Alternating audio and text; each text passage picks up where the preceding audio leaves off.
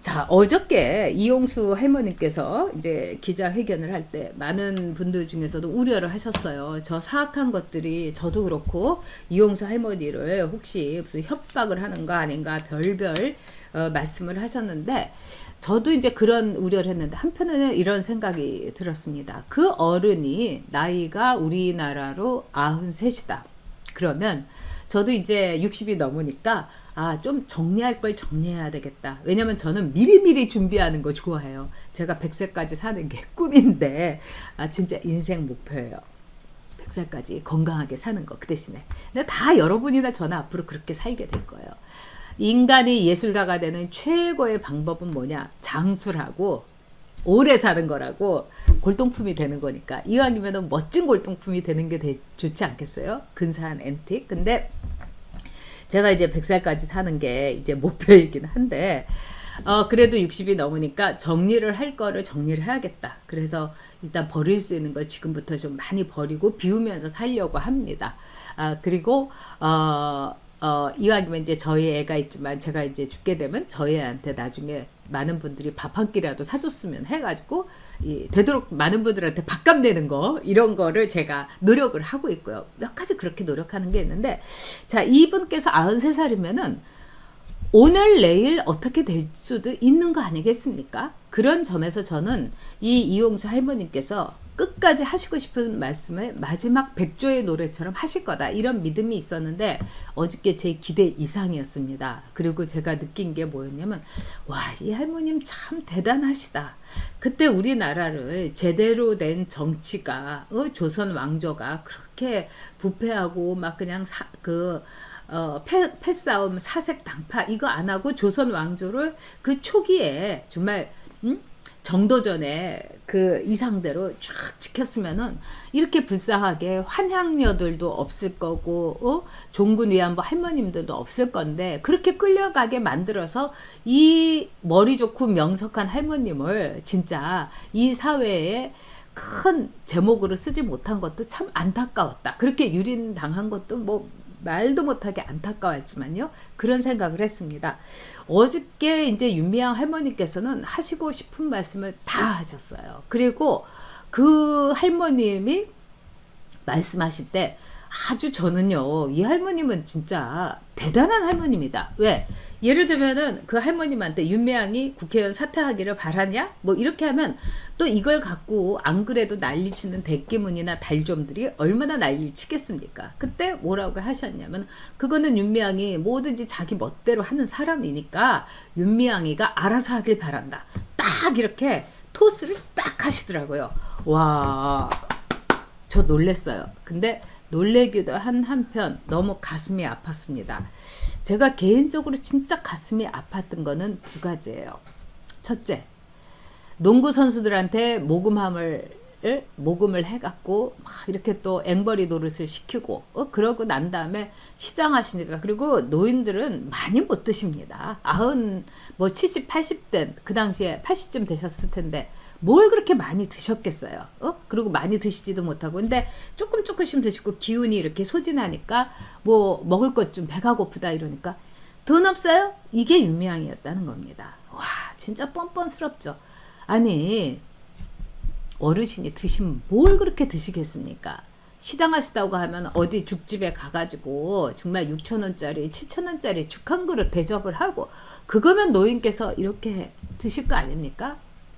정말 뭘 그렇게 많이 드세요? 아니면은 정말 그 잔치국수집 가서 따뜻한 국물, 아마도 제가 보기에는 그런 게 드시고 싶으셨을 겁니다. 근데 돈 없다는 말? 와, 이런 말을 했다는 거 제가 진짜 놀랬고요. 네, 우리 정한우님께서 축하해 주셨습니다. 정한우님 진짜 고맙습니다. 늘 함께 해주시고 저를 이렇게 응원해 주시고 기운 빠질 때 슈퍼챗 써주시고 그러셨어요. 정하누리님께서.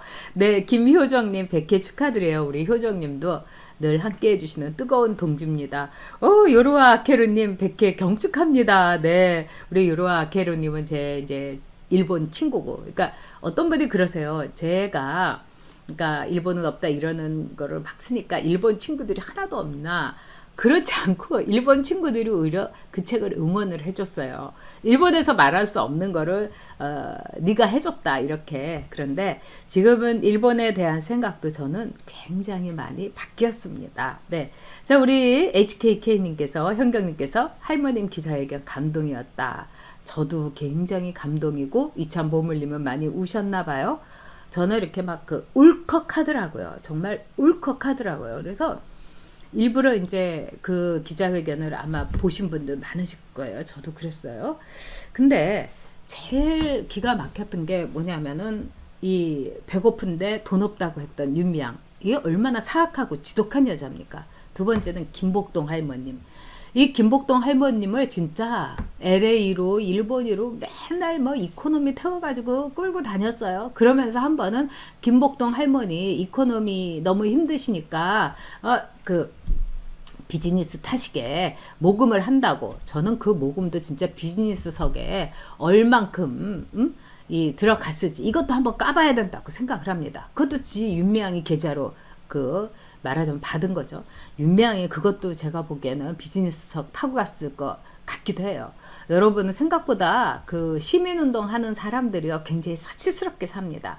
예를 들면요, 그 아름다운 가게 운동이라든가 이런 거를 이 박원순이가 했을 때요, 박원순이 맨날 1등석 타고 다녔어요. 1등석 타고 다녔어요. 거기다가 소비자 모임하고 이런 분들도 제가 이렇게 보면은 그 시민운동에서 그 싸움 나는 게 뭐냐, 좀 이렇게 소비자 운동 좀 하신 분이 회장이, 난 회장이니까 비즈니스석 타고 다니겠다 이러면 그 내부에서 무슨 소리냐, 소비자 운동하는 사람이 비즈니스석을 왜 타냐 이래가지고 싸움이 나가지고 또 이 그 운동이 깨진 데도 있고. 차라리 이런 데는 건강한 거죠. 그렇지만은 정말 이 윤미향이의 이 사악함, 이거는 그 할머니들을 너무 앵벌이를 시켰는데, 이 김복동 할머니가 저는 몰랐는데 한쪽 눈이 머셨고 또 한쪽 눈은 제대로 보이지도 않는다는 거예요. 그런 그 90이 다 먹은 노인네를 그렇게 비행기를 타갖고 이 나라 저 나라 끌고 다니면서 모금을 한 거죠. 앵벌이를 한 거죠. 그리고 김복동 할머니나 또 이용수 할머님한테 이 돈을, 이 용돈 좀 하시라고 교포들이 마음이 정말 고국에 계신, 조국에 있는 어머님 같아갖고 정말 50불 100불 쥐어주면은 그거를 싹 걷어간다는 겁니다. 윤미향이가. 너무 무섭죠. 그래서 이 김복동 할머니는 제가 이제 몇 분한테 확인을 했는데, LA에서 이제 그 행사에 갔던 제 친구인데, 미향이 줘, 그 윤미향 줘 하면서 막 무서워하시더래요. 그러니까 제가 볼 때는 윤미향이 그 돈을 할머니가 받으면은 윤미향이가 엄청나게 신경질을 부리고 할머니를 그야말로 구박을 했던 것 같아요. 그 다음에 이용수 할머님도 증언하시는데, 모금액이 윤미향이의 이 눈높이라든가 뭐가 많이 돈통에 안 들어오면은 그렇게 할머니들을 구박하고 그냥 막 쌀쌀하게 대하고 이랬다는 겁니다. 진짜 인간 말종 중에 인간 말종이죠. 이거는 우리가 용서할 수가 없습니다. 네. 자, 제인성님께서 넘버원 팬이라고 하면서 슈퍼챗으로 후원해 주셨습니다. 제가 가장 좋아하는 9.99 9자 쫙 넣으셔갖고 너무 감사드려요. 아, 네. 너나나님께서 최민희 진짜 싫음. 저는 싫은 정도가 아니라 혐오스럽더라고요. 혐오스러워요. 네. 아, 우리 이 폴 변님께서 늘 너무나 많은 돈을 슈퍼챗으로 주셔가지고 제가 폴 변님한테는 이거 앞으로 어떻게 갚아야 될지, 아이들도 어리니까 앞으로는 슈퍼챗 쏘아주시는 건 좋은데 10불 이렇게 해주세요. 아이들한테 더 맛있는 거 많이 해주시고요. 네, 자, 할머니 오래오래 사셔야 된다 이러는데, 자, 이 김복동 할머니를 그러니까 일찍 돌아가시게 한, 어떻게 보면은 이것도 이제 명재촉했던 아주 그 아기 같은 그런 사람들이 저는 윤미향이다 이런 생각이 듭니다.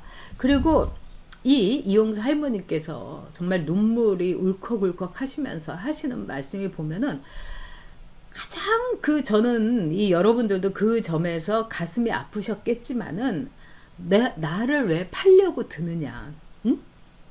나를 왜 팔려고 드느냐 이거였어요. 그래서 첫 번째 그 모금함이 윤미향이 오면서부터 이 돈통에 놓였는데 너무 창피하고 너무 싫었다. 저는 심정 이해하겠어요. 우리가 이런 말씀을 이제 정말 저도 막 송구스럽습니다만 그 일본 군인들이 위안부들은 그 하루에 막 그 줄을 서가지고 100명에서 150명까지 이거는 일본 사람들이 증언을 한 거예요. 뭐 위키디피아라든가 유엔에서는 20명, 30명인데 그렇지 않습니다. 100명, 150명 경우도 있어요. 하루에. 이제 일본인들이 그야말로 2, 3분이면 끝났다는 겁니다. 그야말로 이제 욕구만 이제 충족을 시키고 이렇게 하면서 다 공짜였죠. 왜? 일본이라는 국가가 이 민간인을 시켜서 징집을 해갖고 군에다가 붙였으니까. 그러니까 국가가 말하자면 그 프리 기프트를 우리 꽃다운 조선 처녀들을 이렇게 바친 거예요. 정말 이런 걸 하면 지금도 저는 가슴이 뛰는데, 그런데 그 중에 이제 그 전쟁터에서 다 짐승같이 자기 자신도 혐오스러운 짐승이었던 일본 군인들 중에 이런 분도 있었던 거예요. 그러니까 돈을 줄 필요 없다 이런데 너무 그 여성들에게 죄송해갖고 이렇게 돈을 이렇게 떨구고 나오는 일본 군인들도 있었다는 거예요. 응? 근데 이제 위안부 할머니가 그 돈이 너무 끔찍해서 진짜 자기가 매춘부가 된 것 같아서 막 보지도 않고 막 이렇게 치웠다. 막 이런 얘기를 제가 직접 이건 제 귀로 들었어요. 근데 이제 이용수 할머니께서는 아마 그 돈통을 보셨을 때 얼마나 기가 막히셨을까. 저는 그 충격과 그 혐오스러움 제가 들은 게 있어서 너무 기가 막혔습니다. 그래서 그 돈통이 너무 자기는 싫었다. 그리고 국가가 허약해갖고, 그러니까 나라를 뺏기면은요, 가장 처참해지는 게 누구냐? 여성과 아이들입니다, 여러분. 그러니까 북한도요, 북한 여성들과 아이들의 삶이라는 게 가장 처참합니다. 저 북한에 가서 봤어요. 응? 아이들, 그 추운데 양말 신은 애도 없고 구두 신은 애는커녕 뭐 이렇게 고무신 신은 애도 없어서 맨발로 다니는 애들이 숱하게 많았습니다. 제가 그 북한 쪽에 고성에 갔을 때 거기에다가 문화재입니다. 그러니까 팔려가는 거예요. 응? 아이들은 노예로, 여성들은 정말 매춘이나 이 성학대 그 대상으로, 그리고 이 문화재는 이 나라 저 나라 팔려가니까 뭐 직지신경은 아직도 뭐 한명숙이가 총리일 때 그렇게 폼 잡고 갖고 온다든지 아직도 프랑스에 있는 거 아니겠습니까? 뭐 오그라 컬렉션 우에노 그 박물관에 가면 여러분들이 굉장히 실망하실 게 거기서 볼 거라고는 조선에서 갖고 왔던 오그라라는 사람이 다 긁어왔던 우리 문화재에는 정말 볼 게 없어요. 그 정도입니다. 그런데 한 번 그렇게 팔려갔는데 또 나를 앵벌이를 시키면서 나를 왜 팔려고 하냐. 와, 저는 이 말씀을 이용수 할머니께서 하시는데 진짜 이렇게 막 덜덜덜덜 제가 막 그냥 손이 떨리더라고요. 정말 손이 떨렸습니다. 이게 바로 윤미향의 사악한 실체입니다. 저는 그래서 윤미향이 어떻게 보면은 일본인 그 민간 포주들보다도 더 사악하고 악랄한 정말 21세기 악덕 포주, 좌파 악덕 포주가 저는 윤미향이다. 이렇게 생각합니다. 이게 포주하고 뭐가 다릅니까? 포주보다 더 나쁜 거죠. 네? 위안부 여기에 대해서는 아무것도 안 하면서 할머니들 앞세워가지고 돈통 돌리고 이게 인간입니까? 이거는 인간이 아닌 거죠. 정말 이건 인간이 아닙니다. 네, 자 우리 박선영님께서 늘 좋은 댓글 주시는데요. 슈퍼챗으로 후원해 주셨습니다. 축하해 주셔서 감사합니다. 자 그런 점에서 윤미향이는 악덕 포주, 좌파 악덕 포주가 돼갖고 이 할머님들을 정말 수만 번, 정말 수십만 번 팔아 넘겼던 게 아닌가, 저는 이런 생각이 듭니다. 우리가 절대로 용서하지 못할 그리고 용서해서는 안 될 것이 윤미향입니다.